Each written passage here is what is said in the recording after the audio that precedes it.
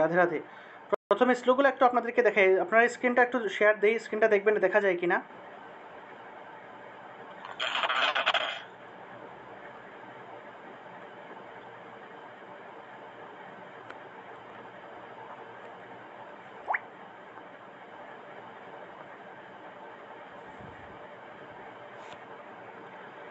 আচ্ছা, সবাই কি স্ক্রিন দেখতে পাচ্ছেন? আগে দাদা দেখা যাচ্ছে। দেখা যাচ্ছে, যাচ্ছে দাদা দেখা। আচ্ছা, তো দেখুন এখানে অঙ্গন্যাসকরণাসের যে মন্ত্রগুলো আমি একদম প্রথমে দিয়েছিলাম, একদম প্রায় জানুয়ারির দিকে দিয়েছিলাম, গত বছরের জানুয়ারিতে, 2023 সালের জানুয়ারিতে দিয়েছিলাম। একদম উচ্চারণগুলো ভেঙে ভেঙে দিয়েছিলাম। এগুলো আপনারা অবশ্যই নোট করেছেন, আমি আশা করি সবাই নোট করেছেন এগুলা। তো এগুলা আপনাদেরকে দেখুন প্রথমে। না দাদা, আমার আমার নোট করা হয়নি দাদা, আমি পরে করে নিয়েছিলাম তো। ও আচ্ছা, সমস্যা নেই, এখন তো আবার দিয়ে দিলাম, এগুলো নোট করে নেবেন আপনারা।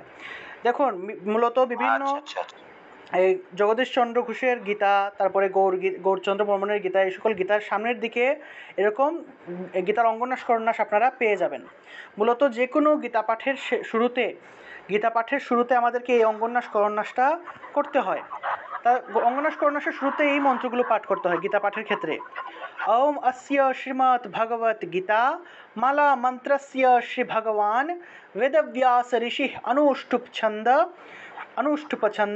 श्रीकृष्ण परमात्मा देवता अशुच्यान अन्वशुचस्त्वं प्रज्ञा वदंश्च भाषसे इति विजम। আমি একটু ছন্দ দিয়ে পাঠ করি, কেমন? ओम अस्य श्रीमद् भगवत गीता माला मंत्रस्य श्री भगवान वेदव्यास ऋषि अनुष्ठुप छंद श्रीकृष्ण परमात्मा देवता अशुच्यान अन्वशुचस्त्वं प्रज्ञावदंश्च भाषसे इति विजं सर्वधर्मान् परित्युज्य मामेकं शरणं व्रज इति शक्ति अहं त्वं सर्वपापेभ्यो मोक्षयिष्यामि मा शुच इति किलकम। এই মন্ত্রগুলো পাঠের পর আমাদেরকে হাতের কাজে যেতে হবে, অর্থাৎ করন্যাস করতে হবে।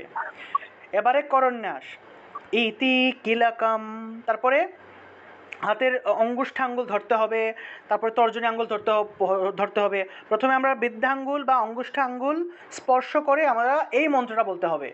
নয়নম ছিন্দন্তি শস্ত্রাণি নয়নম দহতি পাবকঃ ইতি অঙ্গুষ্টাভ্যাম নমঃ ন চয়নম, তারপরে তর্জনী আঙ্গুল ধরে এই মন্ত্রটা বলতে হয়। ন চয়নম ক্লেদয়ন্ত্যাপো ন শুষয়তি মারুতঃ ইতি তর্জনীভ্যাম নমঃ। তারপরে দেখুন মধ্যম আঙ্গুল স্পর্শ করে এই মন্ত্র বলবেন। অচ্ছেদ্যোয়ম অদাহ্যয়ম অক্লেদ্য শুষ্য এব চ ইতি মধ্যমাভ্যাম নমঃ। এটা হলো মধ্যম আঙ্গুলের মন্ত্র।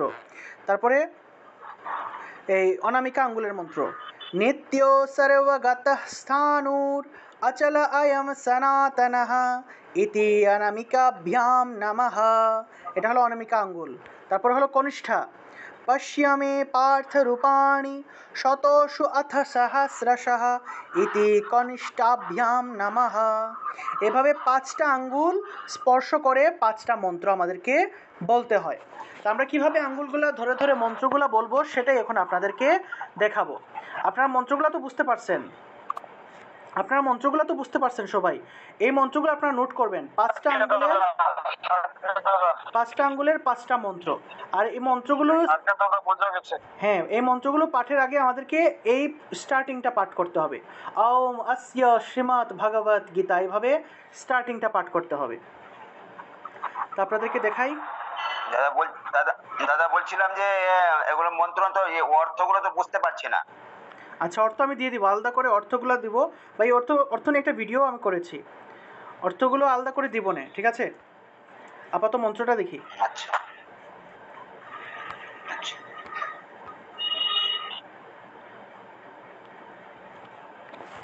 রাধে রাধে। আচ্ছা, আপনারা কি দেখতে পাচ্ছেন? আমার হাত দেখা যায়?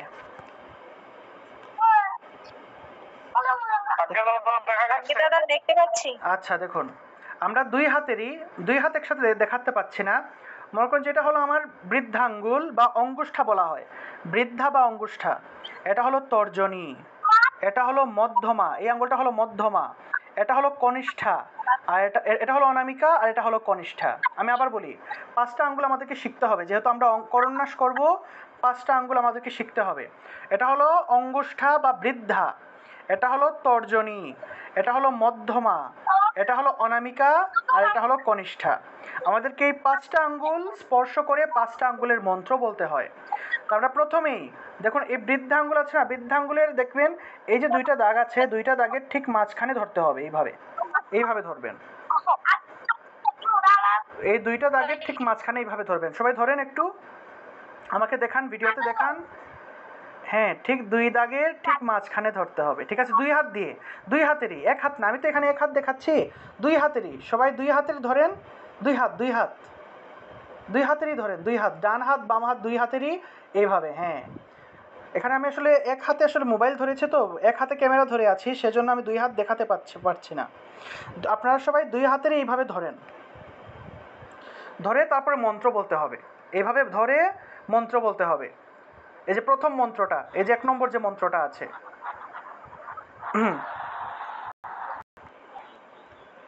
নয়নম ছিন্দন্তি শস্ত্রাণি। হ্যাঁ বলুন।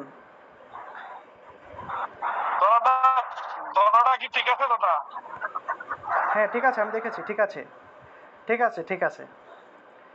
অর্থাৎ 2 দাগের ঠিক মাঝখানে ধরতে হবে। এই যে 2টা দাগ আছে, বৃদ্ধাঙ্গুলের যে 2টা দাগ আছে ঠিক মাঝখানে, অর্থাৎ আঙ্গুলের ঠিক মাঝখানে ধরতে হবে।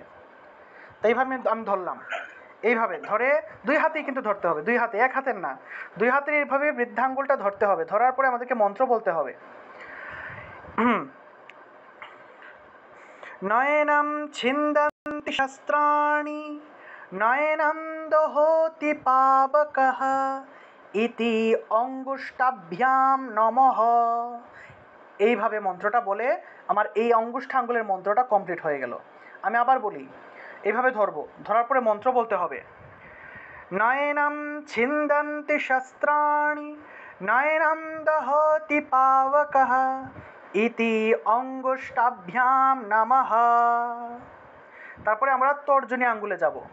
তর্জনী আঙ্গুল, এই যে তর্জনী আঙ্গুলের 2টা দাগ আছে, 2টা দাগের ঠিক মাঝখানে এইভাবে ধরতে হবে, এইভাবে।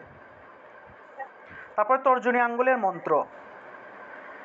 আগে দাদা ক্লাস কি রেকর্ড হচ্ছে? হচ্ছে, সমস্যা নেই। ঢাকায় আছি তো, ইন্টারনেট খুব স্লো, ড্রপ হয়ে যাচ্ছে, আমি মাঝে মধ্যে বের হয়ে যাচ্ছি, দেখতে পাচ্ছি না। হচ্ছে, সমস্যা নেই। 2 নম্বর,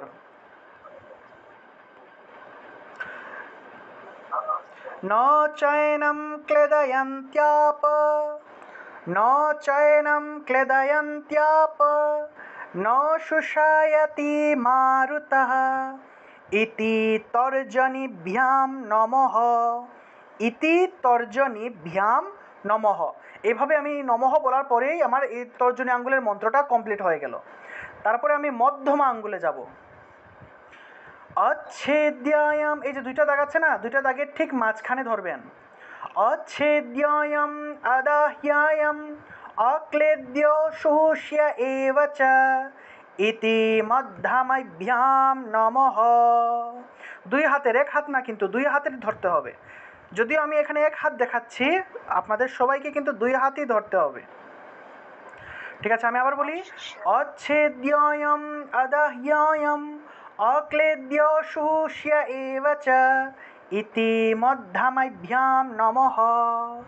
তারপরে অনামিকা, 2 দাগের ঠিক মাঝখানে, নিত্য সর্বগত স্থাণুর অচল অয়ম সনাতনঃ, ইতি অনামিকাভ্যাম নমঃ, ইতি অনামিকাভ্যাম নমঃ।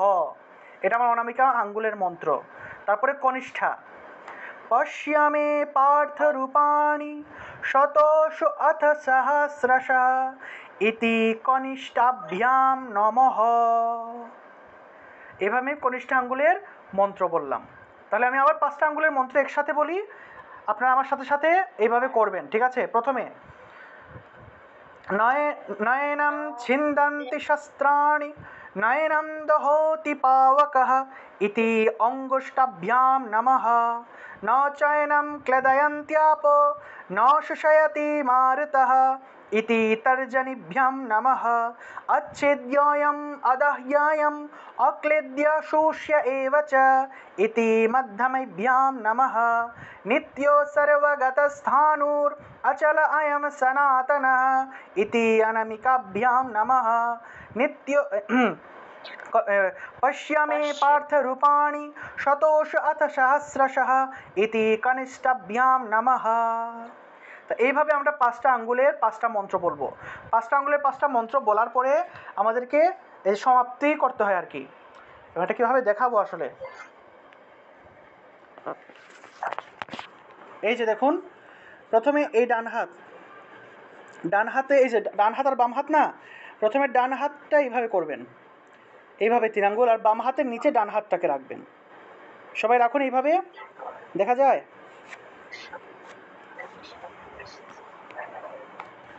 এই যে প্রথমে ডান হাতটাকে এইভাবে করবেন আর বাম হাতের নিচে এইভাবে রাখবেন।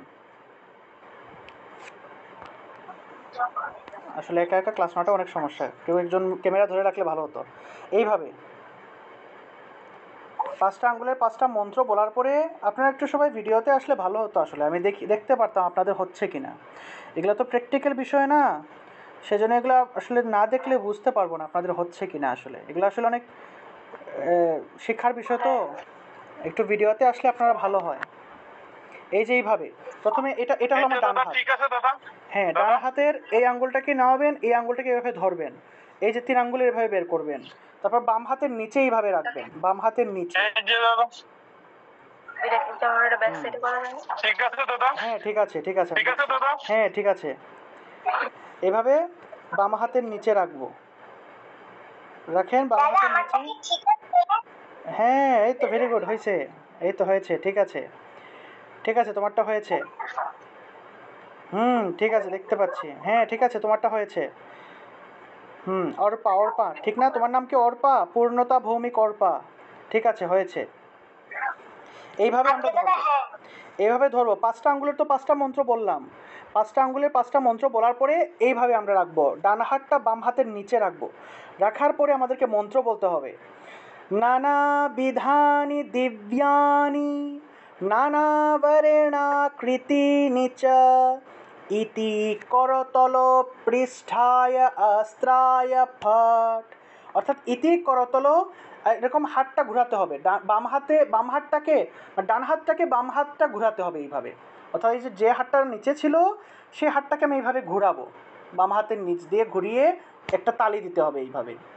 আমি আবার দেখাই, ইতি করতল পৃষ্ঠায় অস্ত্রায় ফট, এভাবে তালি দিতে হবে। আমি আবার দেখাই, এই তো রাখলাম নিচে, বাম হাতের নিচে ডান হাতটা রাখলাম, তারপরে মন্ত্রের শেষের দিকে আমরা ইতি করতল পৃষ্ঠায় অস্ত্রায় ফট এইভাবে আবার দেখাই। এইভাবে বাম হাতের নিচে ডান হাতটা থাকলো, ডান হাতটা উপরের দিকে উঠে বাম হাতটাকে একবার ঘুরিয়ে তারপরে এইভাবে, ঠিক আছে, একটু সামনের দিকে, এইভাবে সামনের দিকে নিয়ে একবার ঘুরিয়ে এইভাবে একটা তালি দিতে হবে। এটা হলো আমার করন্যাসের সমাপ্তি। এভাবে আমার করন্যাসটা কমপ্লিট হলো। দেখান তো একটু আপনারা। হ্যাঁ বনশ্রী হচ্ছে, ঠিক আছে। খোকনচন্দ্র বর্মন দেখান কীভাবে করতেছেন, দেখান।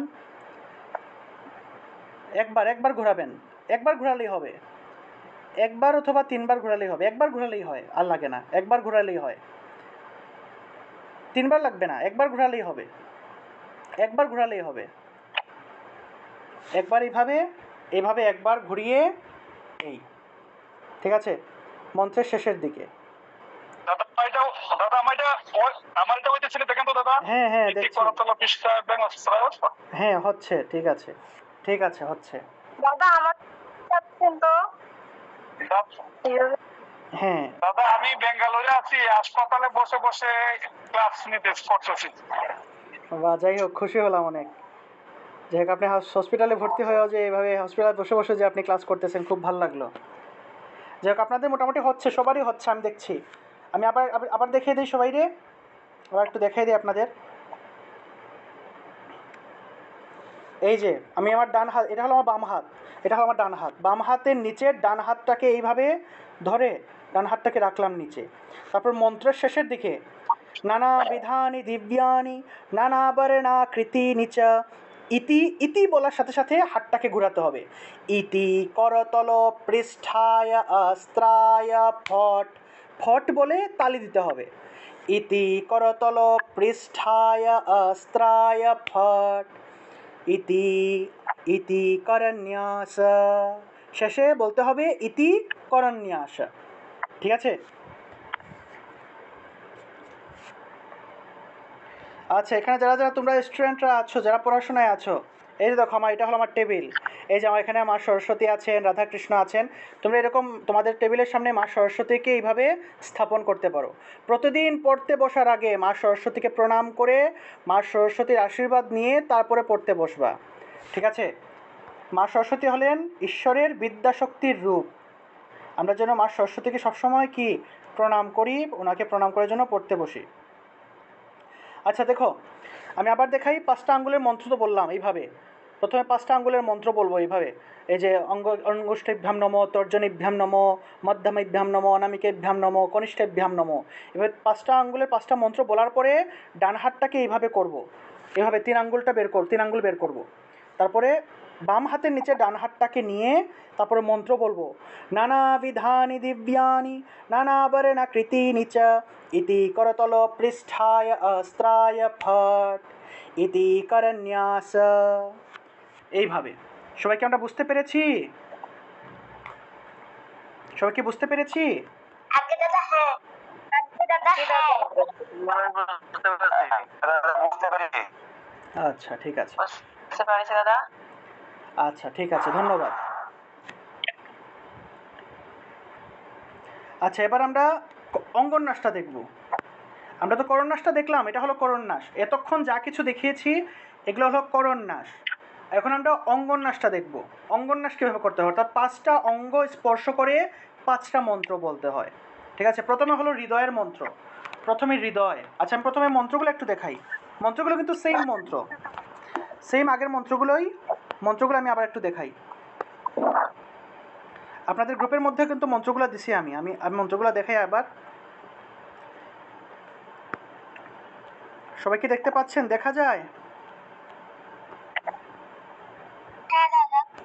আচ্ছা, এই যে এই যে 5টা আঙ্গুলের 5টা মন্ত্র বলার পরে আমরা কিন্তু এই মন্ত্রটা পাঠ করেছি। ঠিক আছে? এই যে করতল পৃষ্ঠ মানে কি, করতল মানে কি, হাতের যে তল আছে না, হাতের যে তল, করতল পৃষ্ঠায় অস্ত্রায় ফট, অর্থাৎ এই কথাটা বলে আমাদেরকে হাতের মধ্যে তালি দিতে হবে। তারপরে হলো আমাদেরকে অঙ্গন্যাস। এবার অঙ্গন্যাস তথা 5টি অঙ্গের মন্ত্র বলতে হবে। 5টা অঙ্গ কী কী? একটা হলো হৃদয়, একটা হলো শির অথবা মাথা, একটা হলো শিখা। শিখা মানে কি? শিখা শব্দের অর্থ হলো আমাদের এই যে দেখবেন যারা বৈষ্ণবেরা আছে, বৈষ্ণবেরা যে জায়গাতে টিকি রাখে, মাথার পিছনের দিকে যে জায়গাতে একটু চুল রাখে না, এই যে মাথার পিছনের দিকে যে টিকি একটা রাখে না, টিকি, সেই টিকির জায়গাটা হলো শিখা। অর্থাৎ বৈষ্ণবেরা পিছনের দিকে যে একটু লম্বা চুল রাখে সেটা হলো শিখা, সেই জায়গাটাকে শিখা বলা হয়। তারপরে কবচ, অর্থাৎ আমাদের 2 বাহুর সাইডটাকে বলা হয় কবচ, 2 বাহু কবচ, আর শেষ হলো নেত্র বা চোখের মন্ত্র। এভাবে 5টা অঙ্গ স্পর্শ করে আমাদেরকে 5টা মন্ত্র বলতে হবে। তাহলে আমি এই অঙ্গন্যাসটা একটু দেখাই।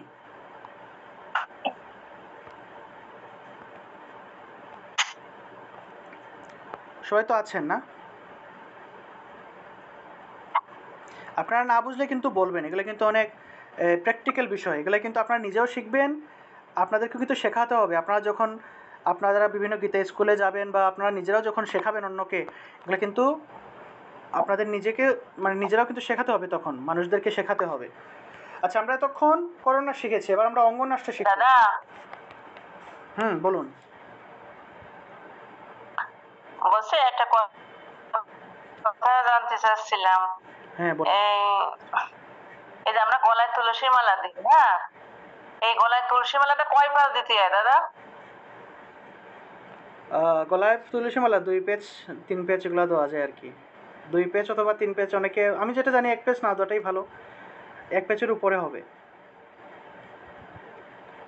একজনে বলতেছে যে 3 পাঁচ দিতে নেই, 3 পাঁচ সাধু সন্ন্যাসীরা দেয়।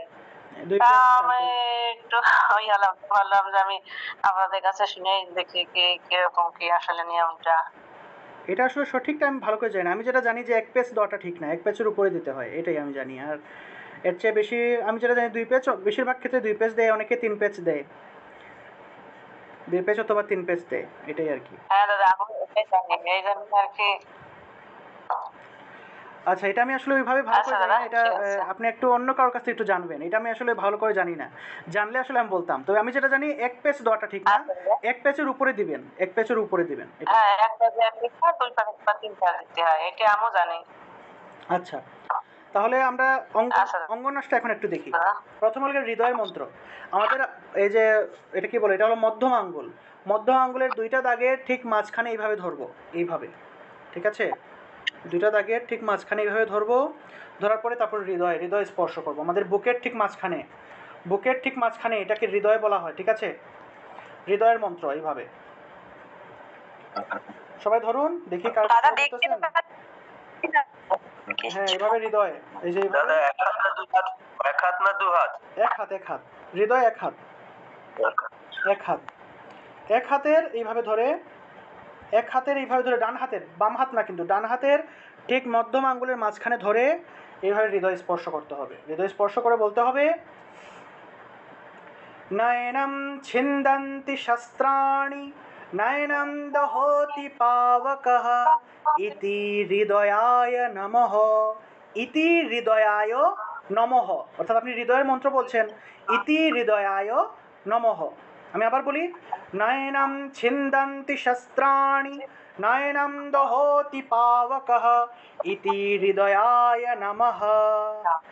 তারপরে শিরের মন্ত্র, অর্থাৎ মাথা, এই জায়গায় স্পর্শ করবেন সবাই, এই জায়গায় এইভাবে, এই যে সেম আগের মতো মধ্যম আঙ্গুল এভাবে ধরে শির স্পর্শ করবেন, ঠিক আছে? শির, মাথা।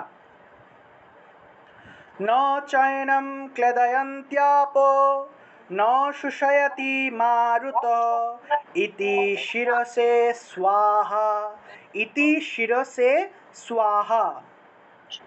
এভাবে ধরুন সবাই, শিরসে স্বাহা, ঠিক আছে? শির স্পর্শ করবেন, শির মানে মাথা, মাথায় স্পর্শ করবেন, মাথায় স্পর্শ করে ইতি শিরসে স্বাহা। আমি আবার বলি মন্ত্রটা, মন্ত্রগুলো কিন্তু আগের মন্ত্রগুলোর মতোই। ন চয়নম ক্লেদয়ন্ত্যাপ, ন শুষয়তি মারুতঃ, ইতি শিরসে স্বাহা। এটা হলো শিরের মন্ত্র। তারপর হলো কবচ, কবচ না, তারপর হলো শিখা। শিখা মানে হলো যেদিকে পিছনের দিকে যে টিকি রাখা হয় সেটা হলো আপনার শিখা, ঠিক আছে? পিছনের দিকে শিখা, এটা দেখা যাচ্ছে কিনা, একদম মাথার পিছনের দিকে, যেদিকে এই যে বৈষ্ণবেরা যেদিকে, যে জায়গাতে টিকি রাখে সেই জায়গাটা পেছনের দিকে, মাথার পিছনের দিকে, এই জায়গাতে এইভাবে ধরবেন, ঠিক আছে? এইভাবে, এভাবে ধরুন।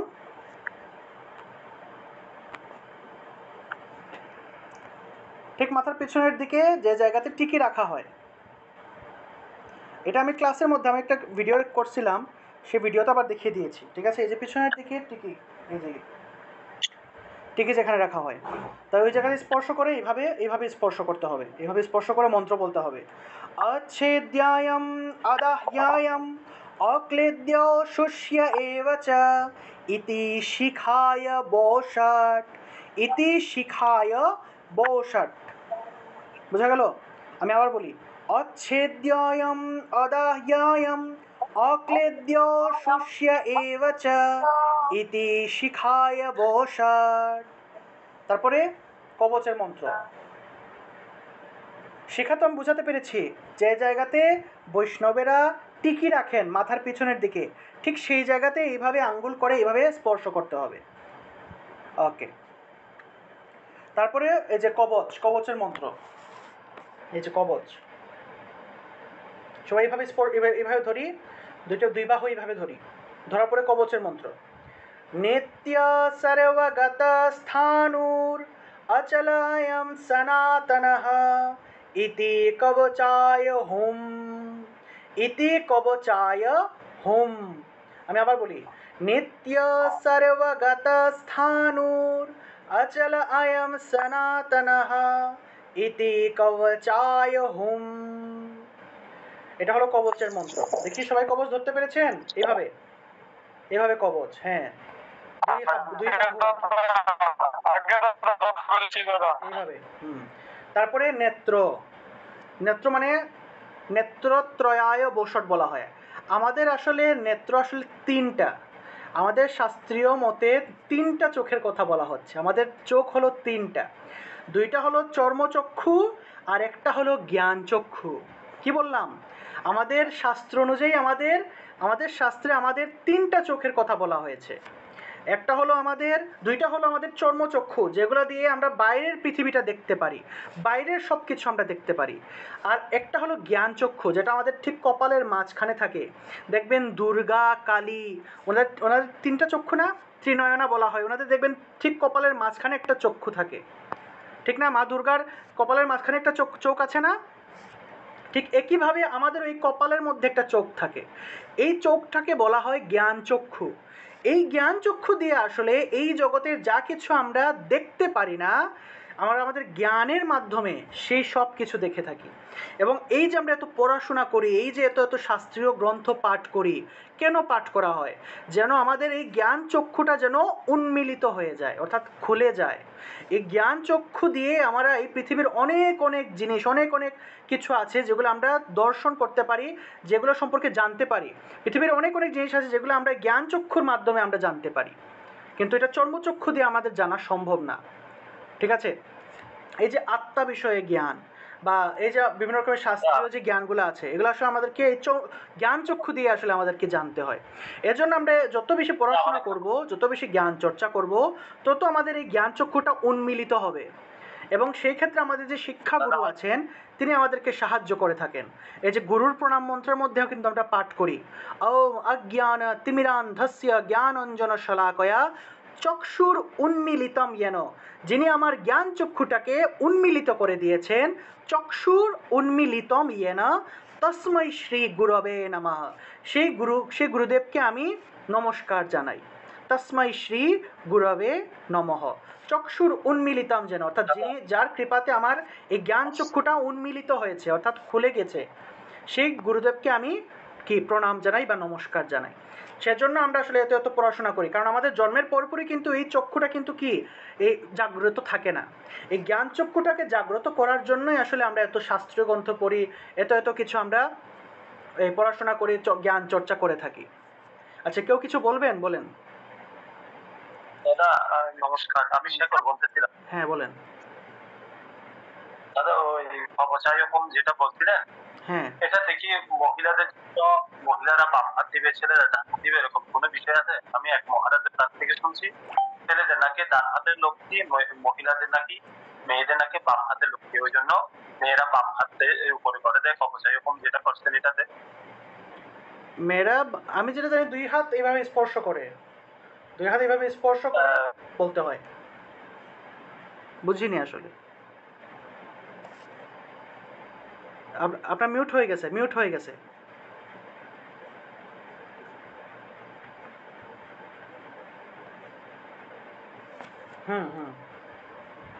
মিউট হয়ে গেছে, আবার মিউট হয়ে গেছে দাদা, মিউট হয়ে গেছে। মেয়েরা নাকি আমার বাম হাতটা উপরে থাকে এভাবে। মেয়েদের বাম একটা হাতটা মহারাজের উপরে কাছ থাকে, থেকে। মেয়েদের বাম হাতটা মেয়েদের উপরে কাছে। থাকে। হ্যাঁ হ্যাঁ, উপরে থাকে। আচ্ছা, মেয়েদের বাম হাত আর উপরে ছেলেদের থাকবে, ডান হাত উপরে। ছেলেদের ডান হাত উপরে থাকবে। হ্যাঁ। ও আচ্ছা, ঠিক আছে, এটা আমিও শুনেছিলাম, তবে হবে এরকমই হয় হতো, আমি তো সবসময় এইভাবে। আচ্ছা, মেয়েদের তাহলে কিভাবে হবে? মেয়েরা বাম হাত উপরের দিকে রাখবে। আচ্ছা করে তো আচ্ছা, ঠিক আছে। মহারাজটা বলতেছে তাহলে আপনারা যারা, হ্যাঁ ঠিক আছে, ভালো হয়েছে দাদা, ভালো কথা বলেছেন। ঠিক আছে, তাহলে মেয়েরা যারা আমার আছেন, মনে কিছু আপনারা নেই। বাম হাতটা উপরে রাখবেন, ডান হাতটা ভিতরে থাকবে। ডান হাত ভিতরে, বাম হাত উপরে মেয়েদের। আর ছেলেদের হলো ডান হাত উপরে, বাম হাত নিচে, ডান হাতটা উপরে থাকবে। ঠিক আছে? ছেলেদের হলো ডান হাত উপরে থাকবে, মেয়েদের হলো বাম হাতটা উপরে থাকবে। ঠিক আছে দাদা, ধন্যবাদ, ধন্যবাদ, ভালো কথা মনে করেছেন। হ্যাঁ বলো, কি? আমি একটু কথা বলতে চাচ্ছিলাম যে যজ্ঞের শেষে শোনাচ্ছি যে সোয়াহা এই ওয়ার্ডটা, এই মানে এই অক্ষরটা উচ্চারণ করে, অনেক সময় মন্ত্রের শেষেও উচ্চারণ করে, কিন্তু এটা আসলে কি মিন করছে, মানে অর্থাৎটা এটা কি সোয়াহা? স্বাহা কি স্বাহা বোঝায়? মানে হলো প্রদান করা আসলে, স্বাহা মানে হলো আসলে প্রদান করা আসলে বোঝায়।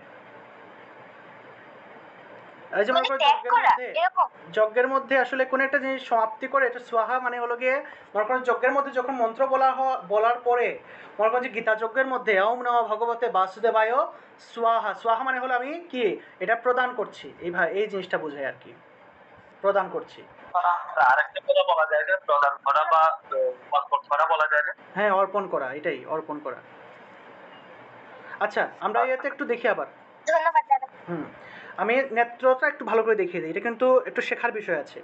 নেত্রত্রয়ায় বৌষট, আমরা তাহলে নেত্র তিনটা আছে আমাদের, এটা আমরা বুঝতে পারলাম। কি কি? দুইটা হলো চর্মচক্ষু আর একটা হলো জ্ঞান চক্ষু, ঠিক আছে? নেত্র শব্দের অর্থ হলো চক্ষু বা চোখ। তা আমরা তিনটা চোখ স্পর্শ করতে হবে। কিভাবে আমরা তিনটা চোখ স্পর্শ করব? আমরা দেখবেন এই তর্জনী আঙ্গুল ব্যবহার করা যাবে না, তর্জনী আঙ্গুল ছাড়া এই তিন আঙ্গুল দিয়ে আমাদেরকে তিনটা চোখ স্পর্শ করতে হবে। এই তিন আঙ্গুল দিয়ে, তর্জনী আঙ্গুল বাদে এই তিন আঙ্গুল দিয়ে স্পর্শ করতে হবে। তো আমরা কিভাবে স্পর্শ করব? আমি প্রথমে দেখাই। আপনারা হাত এভাবে মুঠ করেন, সবাই হাত এভাবে মুঠো করেন। হ্যাঁ, করার পরে এই তর্জনী আঙ্গুল বের করেন, কনিষ্ঠা আঙ্গুল বের করেন। তর্জনী এবং কনিষ্ঠা এই দুইটা আঙ্গুল বের করেন। বের করার পরে এই দুইটা আঙ্গুল বাদ দেন, দুইটা আঙ্গুল বাদ, ঠিক আছে? এই দুইটা আঙ্গুল ধরেন, এই দুইটা আঙ্গুল বাদ গেল, এই দুইটা আঙ্গুল এভাবে ধরে ফেলেন। হ্যাঁ, তারপরে তিনটা আঙ্গুল বের করেন। তিনটা আঙ্গুল বের হয়েছে? আছে। হ্যাঁ, তিনটা আঙ্গুল বের হয়েছে। আমি আবার দেখাই, এভাবে হাত মুঠ করলাম, তর্জনী আঙ্গুল বের করলাম, কনিষ্ঠা আঙ্গুল বের করলাম, এই দুইটা আঙ্গুল ধরে ফেললাম, তিনটা আঙ্গুল বের হলো। এই তিনটা আঙ্গুল দিয়ে আমাদেরকে তিনটা চোখ স্পর্শ করতে হবে, ঠিক আছে?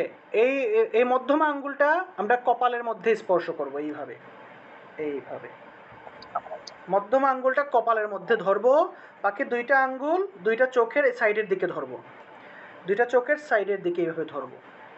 তারপর দেখে দেখে আমরা পাঠ করব। দাদা কি ঠিক আছে দাদা? দাদা কি ঠিক আছে দাদা? হ্যাঁ ঠিক আছে, ভেরি গুড, ভালো হয়েছে। দাদা কি ঠিক আছে? হ্যাঁ ঠিক আছে, ঠিক আছে, ঠিক আছে। আমি আবার দেখাই। দাদা আমার কি ঠিক আছে? দাদা আমার কি ঠিক আছে? হ্যাঁ ঠিক আছে, ঠিক আছে, ভেরি গুড। হ্যাঁ ভালো হয়েছে, ঠিক আছে, ওকে, ভেরি গুড, ভালো হয়েছে। পৃথিমণি, খোকন চন্দ্র বর্মন, ভালো হয়েছে। পিকে সরকার, ভালো হয়েছে আপনার, ঠিক আছে। ওকে, চোখের মানে এই দুই জায়গা ধরলেই হবে, এই দুই জায়গার সাইডের দিকে ধরতে হবে।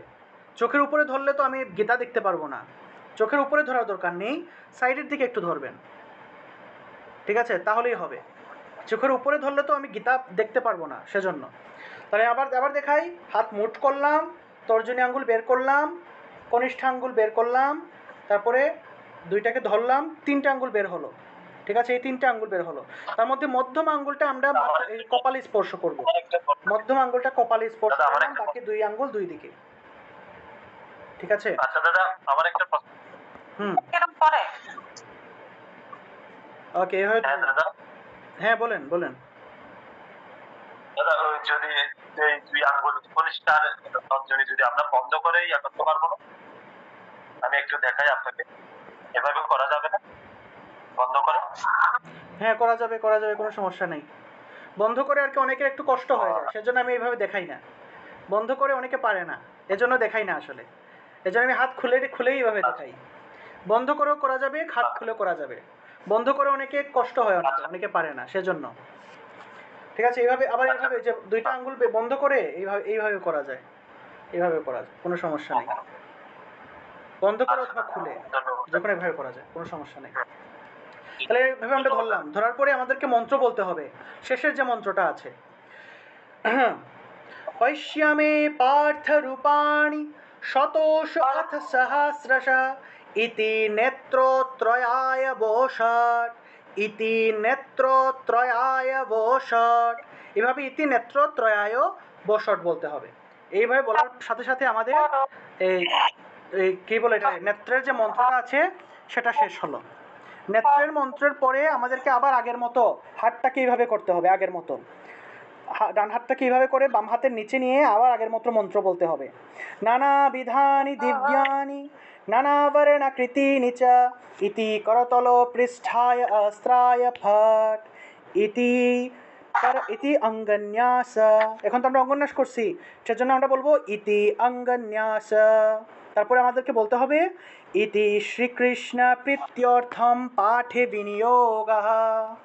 ইতি শ্রীকৃষ্ণ প্রীত্যর্থম পাঠে বিনিয়োগः।